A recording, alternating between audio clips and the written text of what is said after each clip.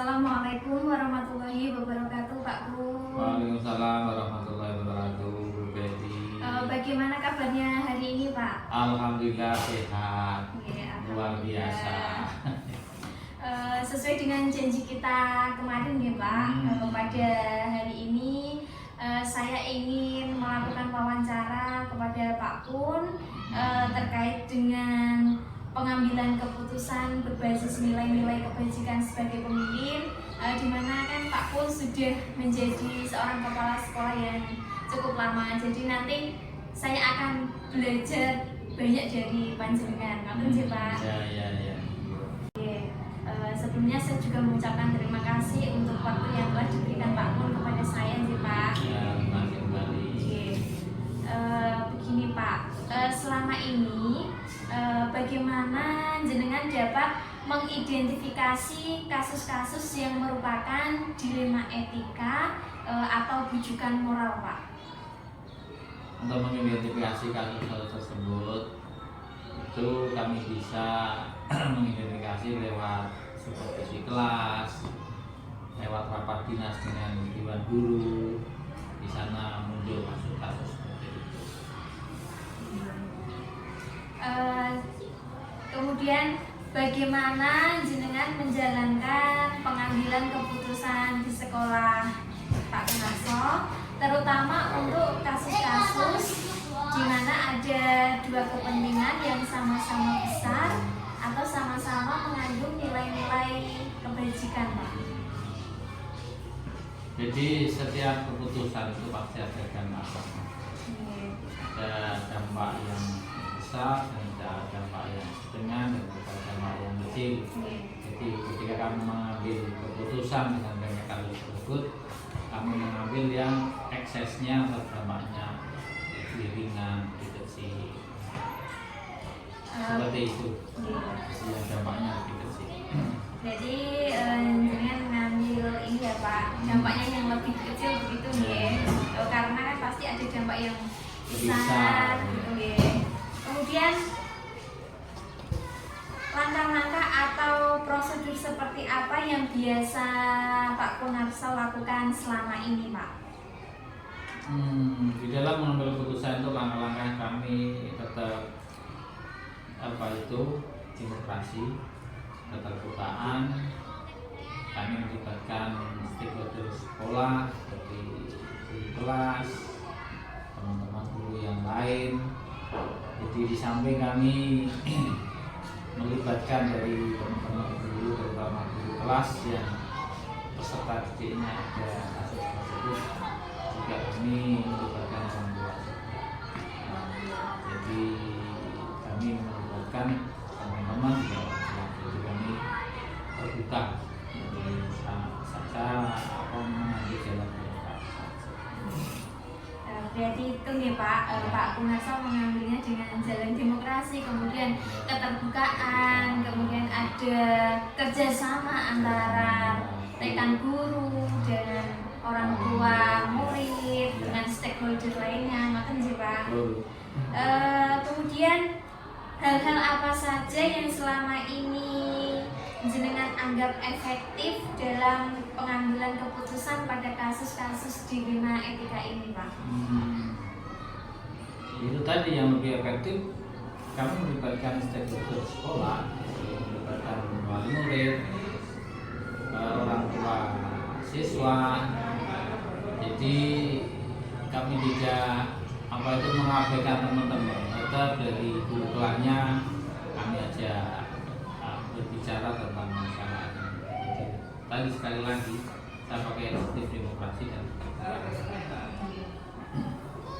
selanjutnya hal-hal apa saja yang selama ini merupakan tantangan dalam pengambilan keputusan pada kasus-kasus dilema etika, Pak?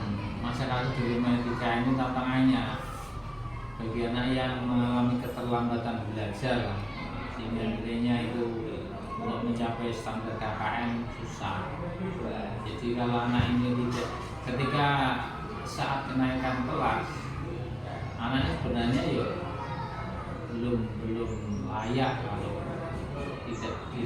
kalau dinaikkan belum layak. Namun ketika tidak dinaikkan, anak ini tidak mau sekolah. sekolah, malah kasihan nggak sekolah. Akhirnya kami naikkan dengan bersyarat harus mengikuti jam-jam tambahan atau jam-jam les dan bimbingan belajar dari guru kelas maupun dari orang tua siswa. Mungkin punya program les nafas. Jadi naik kelas tapi bersama. Masalahnya kalau tidak dinaikkan kelas, anak ini putus sekolah, tidak mau sekolah. Padahal dia masih usia sekolah, masih taraf SD, kasihan sekali kalau tidak sekolah. Ya naik dengan bersama. Jadi tantangannya itu tadi jika ada itu tadi ya Pak, ada anak yang mengalami kesulitan belajar tapi mau tidak mau harus dinaikkan kelas gitu ya Pak ya. Kalau tidak naik dia tidak mau sekolah. Iya, tidak mau sekolah ya Pak. Iya. Nah, itu tantangannya ya.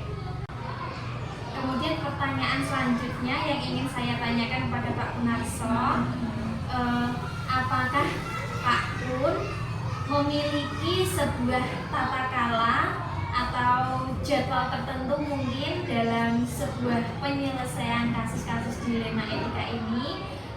Apakah Pak Kun langsung menyelesaikan di tempat atau memiliki sebuah jadwal untuk menyelesaikannya? Bentuk atau prosedur seperti apa yang nanti akan Pak Kunarso jalankan? Pembelajaran itu tidak semudah itu terus diselesaikan saat itu juga. Artinya pembelajaran itu butuh waktu yang panjang. Bahkan ada istilah barat yang mengatakan educational life, belajar sepanjang hayat. Jadi masalah belajar ini butuh waktu, jadi tidak semudah membalik tangan. Tentunya dengan adanya anak yang mengalami keterlambatan pembelajaran ini perlu adanya penjadwalan yang khusus. Jadi ada tambahan pembelajaran di luar anak-anak yang lain. Jadi tentunya ada pembelajaran, ada waktu pembelajaran khusus bagi anak yang mengalami keterlambatan belajar. Dan kebetulan dari guru kelasnya sendiri itu sudah membuat jadwal untuk jam tambahan atau bimbingan pembelajaran bagi anak yang mengalami keterlambatan belajar. Dan kebetulan dari guru kelas itu memberi waktu pada jam pulang. Jadi sebelum pulang, anak-anak ini diberi tambahan tersendiri. Jadi ketika yang lain pulang, jadi yang mengalami keterlambatan ini masih ada waktu tambahan belajar sendiri, dan itu 1 minggu dibuat 3 kali.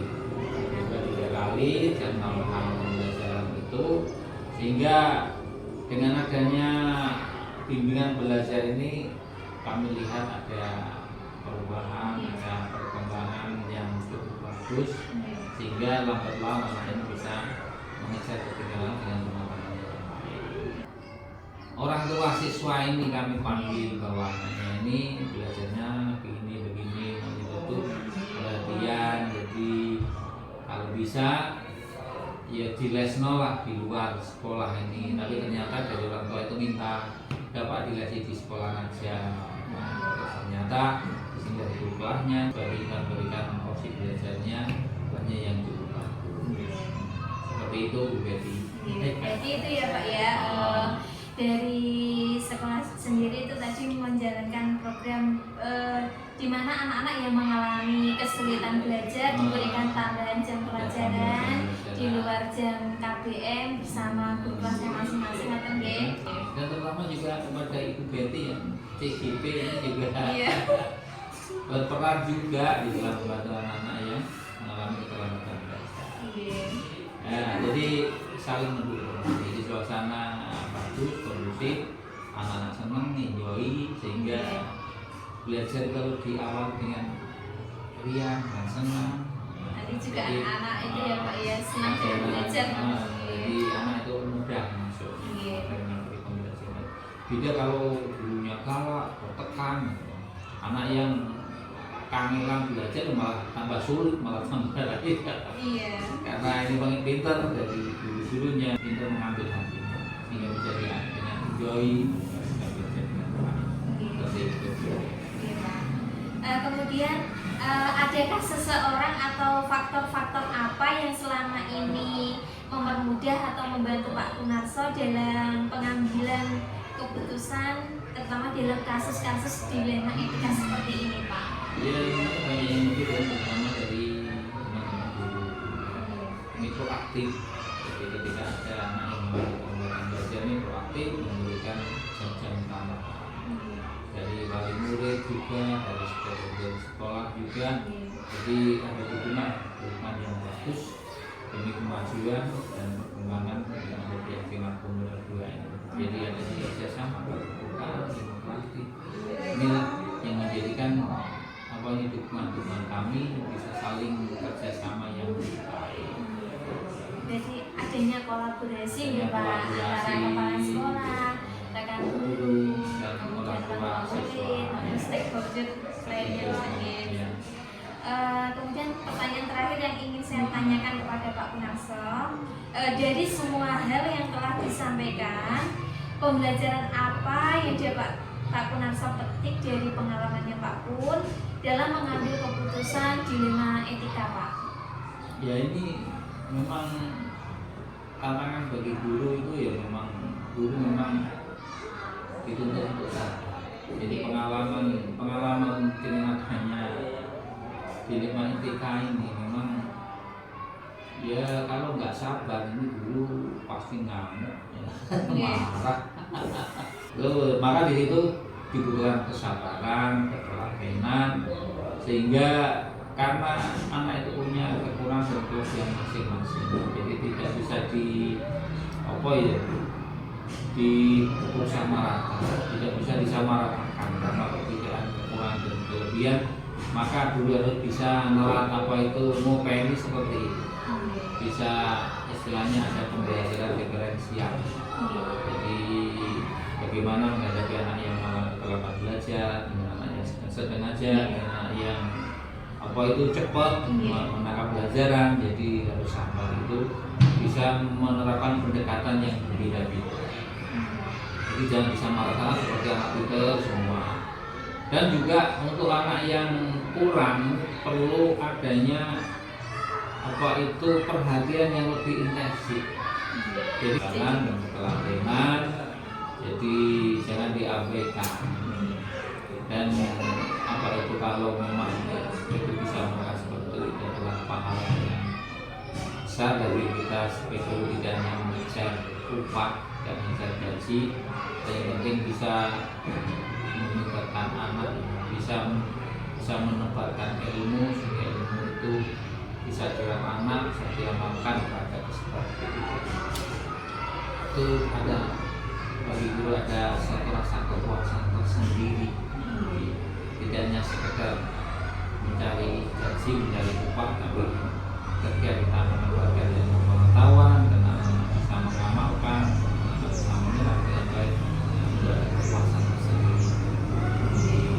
Kesabaran itu ada kepuasan, dan ada penghargaan tersendiri, ada rasa bangga tersendiri. Seperti itu. Jadi sabar ya Pak ya. Sabar. Apalagi tidak boleh marah-marah, ngamuk-ngamuk, justifikasi kamu anak bodoh, orang belum sinau, jangan seperti itu. Kita kalau perlu kita dukung, kita beri semangat sehingga anak itu mau belajar, yang tumbuh dari dalam dirinya sendiri, tumbuh dari hatinya sendiri. Kalau dia sudah tumbuh keinginannya ingin belajar, itu juga akan mempermudah. Jadi apalagi guru harus bisa menggunakan psikologi, bisa menggunakan jiwanya sehingga anak itu merasa tenang. Dan kalau perlu guru menjadi idola. Kalau sudah guru itu diidolakan siswanya, nggak masuk aja itu anak itu dikagumi ya Pak ya, kangen sama gurunya. Kalau udah idola sama gurunya, apa yang disampaikan guru pasti diperhatikan. apa tingkah laku diikuti, bahkan batuknya aja ikuti. Seperti itu. Kira-kira seperti itu. Sangat luar biasa sekali ya Pak Kun. Terima kasih untuk wawancaranya pada pagi hari ini. Saya mendapatkan banyak ilmu dari Pak Kunarso ini ya, banyak belajar dari Pak Kun. Apa yang sudah Pak Kun sampaikan semoga dapat bermanfaat untuk saya, begitu nih Pak.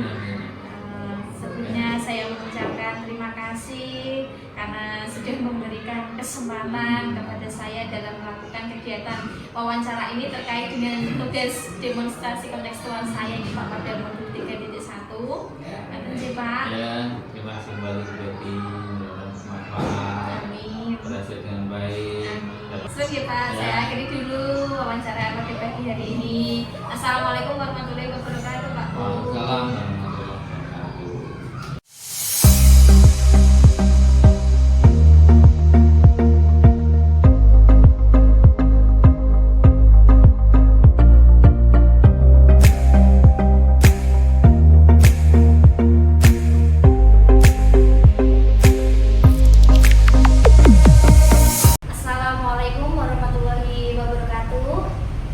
Perkenalkan, saya Betty Widya Kusmadewi, calon guru penggerak angkatan 10 dari SD Negeri Margomulyo 02, Kecamatan Juwana, Kabupaten Pati.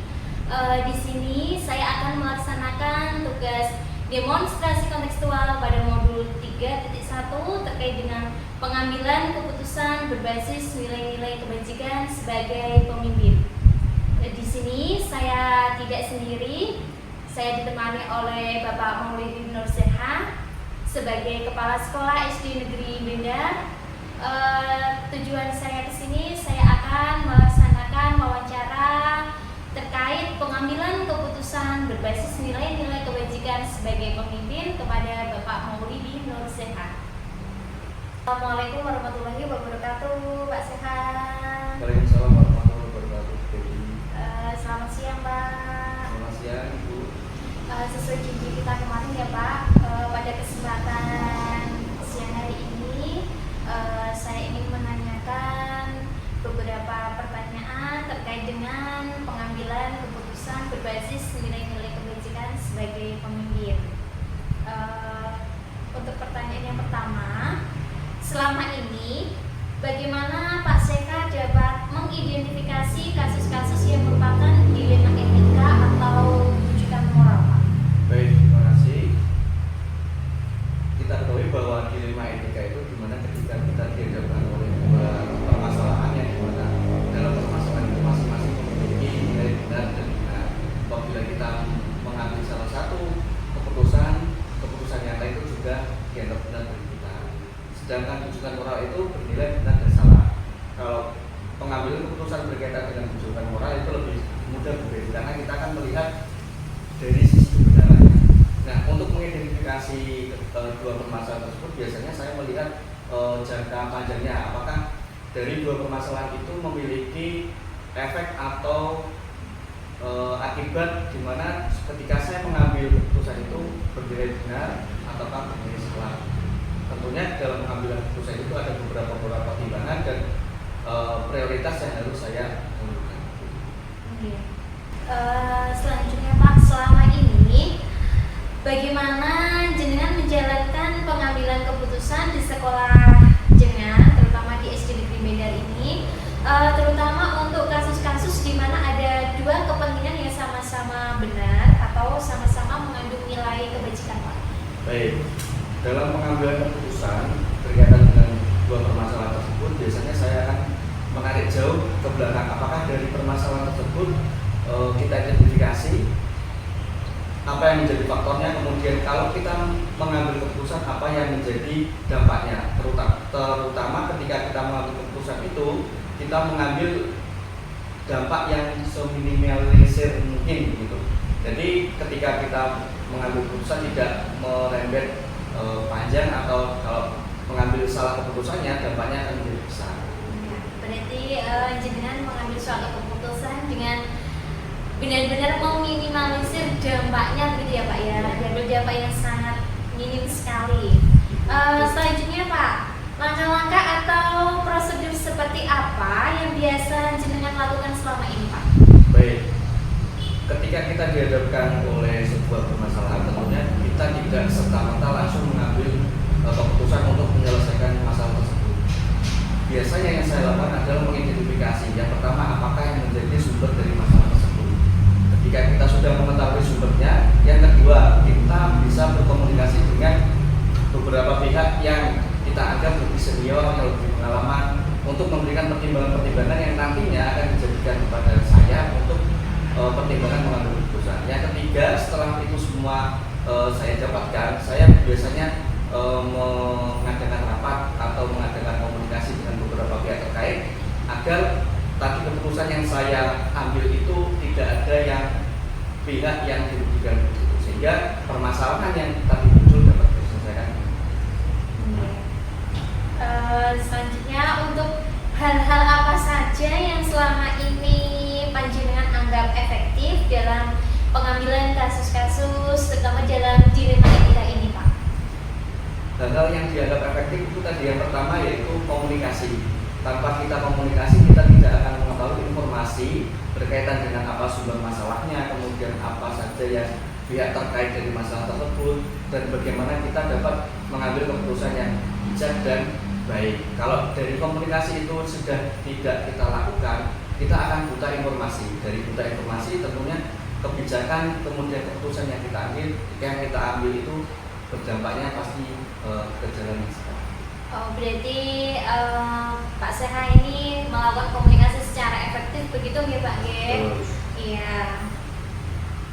Hal-hal apa saja yang selama ini merupakan tantangan dalam pengambilan keputusan pada kasus-kasus dilema etika Pak? Tentunya kan Pak Seha juga pasti akan menemui beberapa tantangan dalam pengambilan keputusan. Baik, seperti yang disampaikan tadi bahwa dilema etika itu muaranya adalah benar dan benar. Tantangannya adalah ketika saya mengambil satu keputusan dan meninggalkan masalah yang lain, itu tantangannya adalah apakah ketika saya mengambil masalah yang saya ambilkan itu mempunyai dampak besar bagi saya. Karena kalau misalkan saya salah mengambil keputusan di mana masalah yang satu ternyata memiliki dampak yang lebih besar, saya akan menjadi mendapatkan akibatnya. Dalam artian bahwa entah itu kedepannya kebijakan yang saya ambil itu akan mengalami permasalahan atau bahkan kegiatan-kegiatan tersebut yang saya lakukan itu dapat terhambat gitu. Sehingga tantangan yang terbesar adalah bagaimana saya bisa melihat mana yang lebih saya prioritaskan, mana yang lebih saya minimalisir untuk saya ambil keputusan. Nah, berarti kita lihat prioritasnya seperti apa gitu ya Pak? Betul. Apakah Pak Seha memiliki sebuah tata kala atau mungkin jadwal tertentu dalam sebuah penyelesaian kasus-kasus dilema etika? Apakah Pak Seha langsung menyelesaikan di tempat atau memiliki sebuah jadwal untuk menyelesaikannya? Bentuk atau prosedur seperti apa yang nanti Pak Seha akan jalankan? Baik, kalau jadwal, kalau masalah tersebut dirasa itu urgent dan harus selesai dilaksanakan, itu saya akan sebisa mungkin secepat mungkin untuk mengetahui tadi latar belakangnya bagaimana permasalahannya, kemudian terlibat siapa saja yang terlibat. Tapi kalau misalkan masalah itu kok dirasa tidak terlalu besar, biasanya saya setiap minggu itu mengadakan komunitas belajar. Di situ kita membuka ruang pada siapapun yang memiliki permasalahan untuk disampaikan di komunitas tersebut, sehingga dari permasalahan yang disampaikan itu muncul ide-ide untuk menyelesaikan masalah yang disampaikan oleh itu.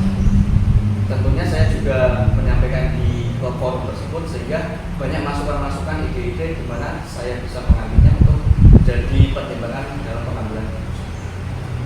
Berarti ini ya Pak, jadi yang apa disampaikan Pak Seha tadi, berarti jika permasalahannya itu urgent gitu ya, maka Pak Seha akan menyelesaikannya dengan secepat mungkin begitu ya. Akan tapi jika tidak urgent begitu, jadi tadi yang sudah disampaikan Pak Seha ada kombel gitu ya Pak ya, komunitas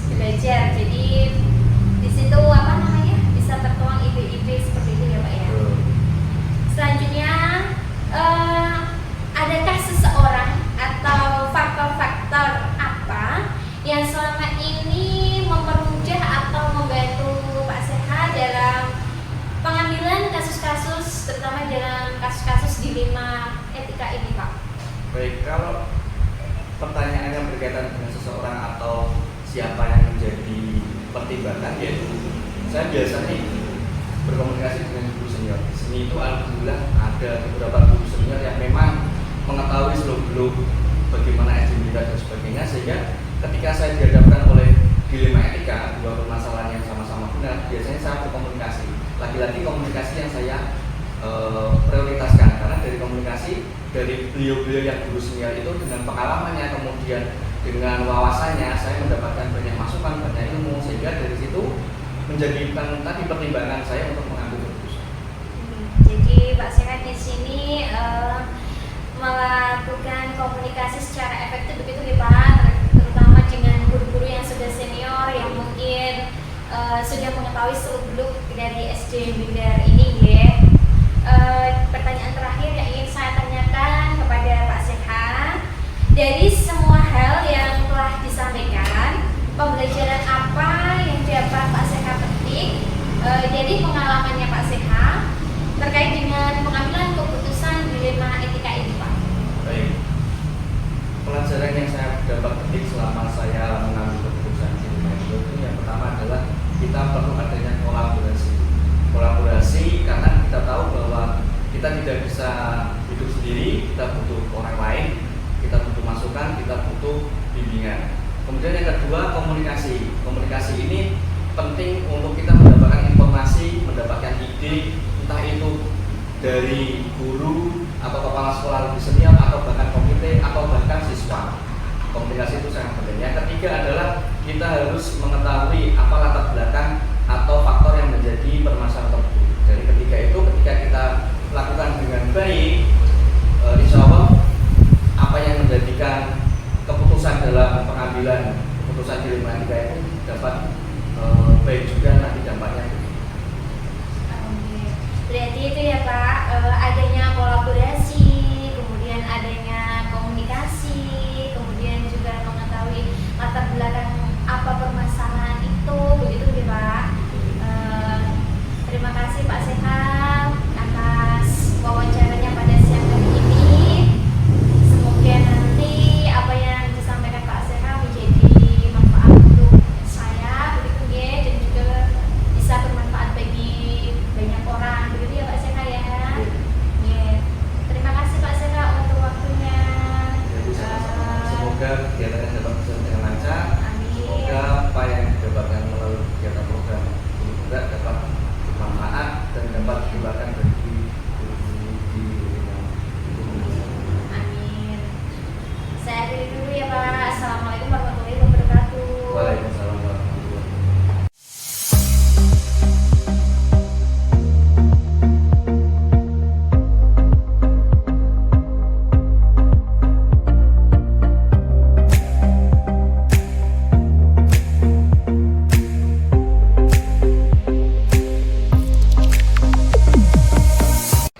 Assalamualaikum warahmatullahi wabarakatuh, Pak Kardi. Waalaikumsalam warahmatullahi wabarakatuh. Selamat pagi Pak. Selamat pagi. Bagaimana kabarnya hari ini Pak? Baik, alhamdulillah sehat-sehat selalu. Iya, alhamdulillah. Sesuai dengan janji kita kemarin ya Pak, pada kesempatan kali ini saya ingin melakukan wawancara kepada Pak Kardi terkait dengan pengambilan keputusan berbasis nilai-nilai kebajikan sebagai pemimpin. Karena saya tahu Pak Kardi ini kan sudah lama menjadi kepala sekolah ya. Jadi nanti saya akan banyak belajar dari pengalamannya Pak Kardi, ngoten nggih Pak? Iya, terima kasih ya. Iya. Ngeten Pak, selama ini bagaimana Pak Kardi dapat mengidentifikasi kasus-kasus yang merupakan dilema etika atau bujukan moral Pak? Pertanyaannya kok cukup berat ya. Ya, berusaha akan saya jawab. Iya. Tentang bagaimana mengidentifikasi kasus-kasus yang merupakan dilema etika atau bujukan moral. Biasanya tahu kalau ada dilema etika saat ada konflik antara aturan sekolah Nggih. dengan kebutuhan pribadi siswa, seperti kasus siswa terlambat Nggih. tapi punya niat tinggi untuk masuk sekolah. Nah, atau bisa juga siswa berkelahi karena hal-hal sepele dan lain sebagainya.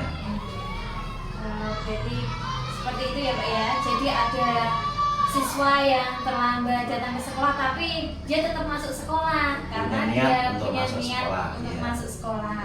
Iya.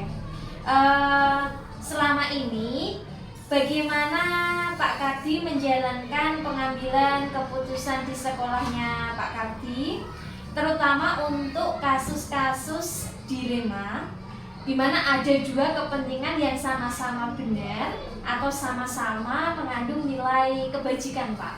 Ya, untuk itu saya biasanya mengajak orang dari tim pimpinan dan pengelola sekolah untuk berdiskusi. Kami pertimbangkan semua isi dari masalah dan dampaknya sebelum memutuskannya.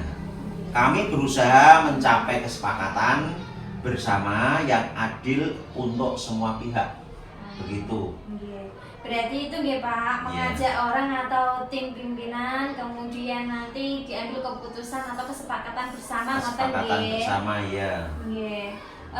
Selanjutnya langkah-langkah atau prosedur seperti apa yang biasa Pak Kardi lakukan selama ini, Pak? Langkah-langkah yang dapat saya gunakan itu kurang lebih begini. Yang pertama itu mengumpulkan semua informasi yang terkait. Yang kedua, mengidentifikasi nilai-nilai yang bertentangan. Yang ketiga, mempertimbangkan dampak keputusan untuk semua orang. Yang keempat, mendiskusikan dengan tim. Yang kelima, mengambil keputusan berdasarkan analisis tersebut. Dan yang terakhir, keenam, itu membuat rencana untuk pelaksanaan keputusan tersebut.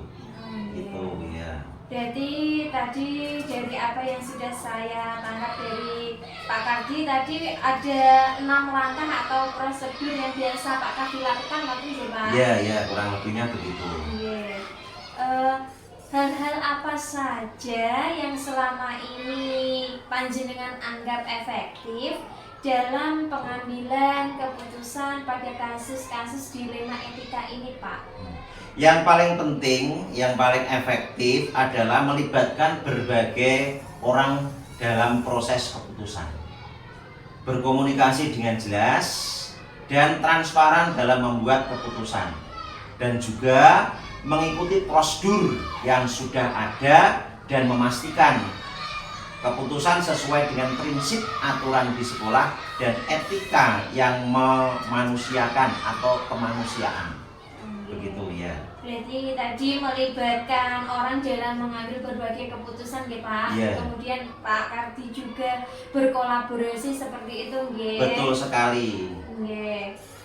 Selanjutnya Pak, hal-hal apa saja yang selama ini merupakan tantangan dalam pengambilan keputusan pada kasus-kasus dilema etika, Pak? Tantangan ini ya, tantangan yang termasuk untuk konflik kepentingan antara pihak-pihak yang terlibat. Itu tekanan dari luar, kemudian ada juga ketidakpastian dalam memilih keputusan, dan untuk keputusan yang tepat itu kadang-kadang sulit untuk membuat keputusan yang diterima semua pihak. Itu penjelasan sedikit untuk keputusan tersebut. Jadi itu ya Pak, tantangan yang selama ini Pak Kardi hadapi itu adanya tekanan dari luar. Nah, biasanya ada tekanan ya. Kemudian ketidakpastian dalam pengambilan keputusan. Ya, ragu-ragu ya. Apakah keputusannya Pak Kardi ini diterima oleh semua pihak atau ada yang mungkin kurang puas. Ada yang mungkin yang kurang puas begitu ya Pak ya. Iya. Selanjutnya, apakah Pak Kardi memiliki sebuah tata cara atau jadwal tertentu dalam sebuah penyelesaian kasus-kasus dilema etika? Apakah Pak Kardi langsung menyelesaikannya di tempat atau memiliki sebuah jadwal untuk menyelesaikannya? Bentuk atau prosedur seperti apa yang Pak Kardi jalankan? Saya tidak selalu punya jadwal tetap, tapi saya selalu berusaha menyelesaikan masalah secepat mungkin sambil memastikan semua langkah yang diambil dengan hati-hati.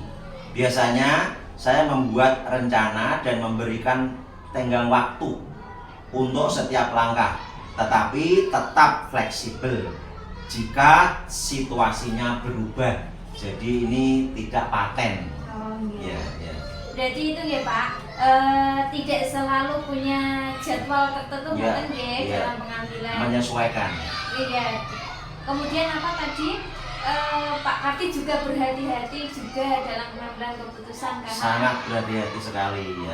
ini ya Pak ya, Rentan, sesuai dengan iya. prosedur. Iya. Iya, rentan sekali.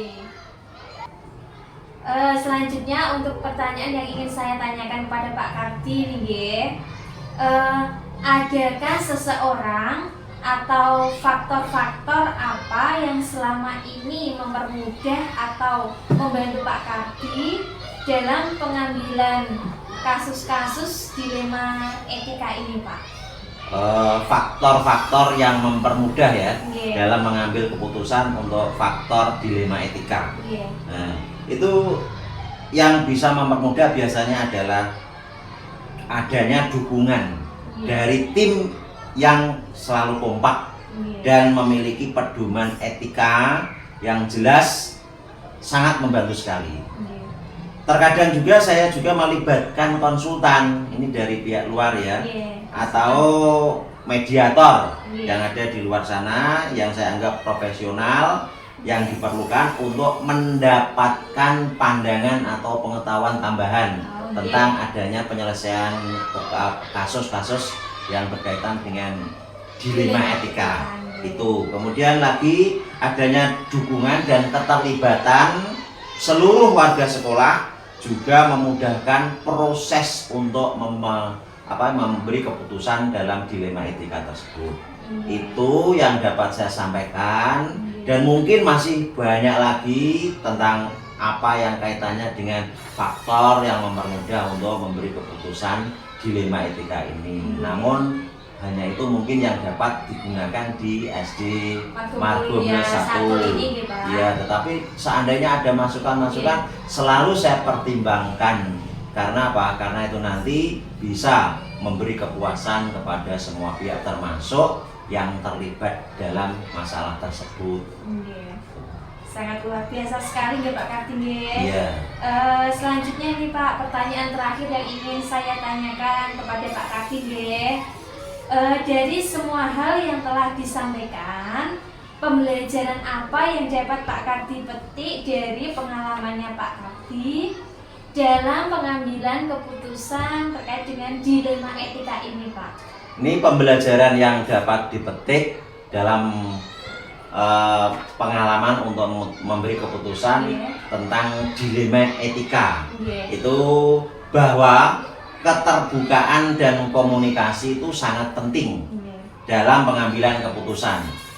Kita itu terbuka kepada semua saja yang terlibat di situ, sehingga kalau terbuka ini untuk mencari solusi itu akan lebih mudah. Kemudian yang kedua yaitu saya juga belajar bahwa penting untuk mempertimbangkan semua aspek dan dampak dari keputusan serta fleksibel untuk menyesuaikan keputusan jika diperlukan. Jadi saya tidak merasa menang sendiri, harus begini, harus begitu. Itu nanti dianggap seorang diktator. Ya, kalau ada komunikasi dengan yang lain, itu sehingga nanti akan mudah juga merasa ringan lah. Adanya keterbukaan ya Pak, itu, terutama dengan rekan-rekan SD Margomulyo 1 ini ya. Iya, karena kita bekerja ini tidak sendirian, saling kolaborasi. Iya, berkolaborasi ya. Jawaban Pak Kardi ini sangat luar biasa sekali nih. Saya mendapatkan banyak sekali ilmu. Terima kasih. Dari Ya, wawancara terima kasih. kita pagi hari ini ya Pak ya. Iya. Semoga nanti dapat bermanfaat bagi saya pribadi dan juga bagi banyak orang begitu ya. Iya. Terima kasih sekali untuk Pak Kardi karena sudah meluangkan waktunya di sela-sela kesibukannya Pak Kardi yang sangat luar biasa sekali ini, tetapi sudah mau meluangkan waktunya kepada saya, karena di sini itu terkait dengan tugas saya Pak, yaitu tentang demonstrasi kontekstual pada modul 3.1 ini nggih, terkait dengan pengambilan keputusan berbasis nilai-nilai kebajikan sebagai pemimpin, di mana saya melakukan wawancara terhadap kepala sekolah. Saya berterima kasih sekali, banyak sekali ilmu yang saya dapatkan dan pengalaman pembelajaran yang saya dapatkan dari kegiatan wawancara pada pagi hari ini bersama Pak Sukardi. Ngoten sih Pak. Iya. KSSD Margomulyo Betul sekali ya, luar betul biasa ya. sekali. Iya. Nggih. Saya akhiri dulu Pak Kardi. Mohon maaf jika ada perkataan saya yang kurang berkenan ya Pak. Mohon dimaafkan. Saya akhiri dulu. Assalamualaikum warahmatullahi wabarakatuh. Waalaikumsalam warahmatullahi wabarakatuh. Selamat bekerja. Nggih. Semoga sukses. Nggih, amin. Terima kasih Pak. Iya.